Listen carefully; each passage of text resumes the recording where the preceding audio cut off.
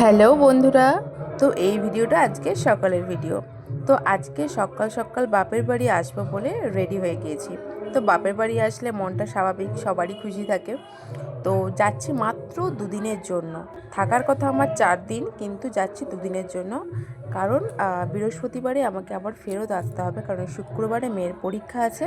মেয়ের স্কুলের পরীক্ষা হয়ে গেলে আবার শুক্রবার বিকেলে আমি যাব কলকাতা, কারণ সেখানে গানের জন্য বসন্ত উৎসবের অনুষ্ঠান আছে। তো সেই অনুষ্ঠানের জন্যই যাচ্ছি। অনুষ্ঠানটা হয়ে গেলে আবার আমি রবিবারে সকালে চলে আসব। তারপর সোমবারে আমি আবার শ্বশুরবাড়ি চলে যাব। এই বছর পুজোতে আমি থাকতে পারছি না বলে বাপের বাড়ির সবাই খুব রাগারাগি করছে, বিশেষ করে আমার কাকা। কিন্তু কিছু করার নেই, কি করব বলে, যেতে তো হবে বসন্ত উৎসব অনুষ্ঠানে, তাই না? সব দিকটাই দেখতে হবে।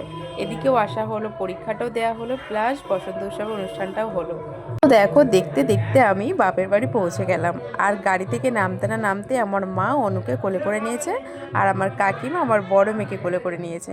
তো চলো, সবার ফার্স্টে আগে তোমাদেরকে ঠাকুরটা দেখায়। তো এইটা হচ্ছে আমাদের ব্রহ্মা মন্দির। প্রতি বছরই দোল পূর্ণিমার সময় এই দিনকে ব্রহ্মা পুজো করা হয়। তো ভীষণভাবে জাঁকজমক করে পুজো করা হয়, সাথে অষ্টম প্রহর হয়।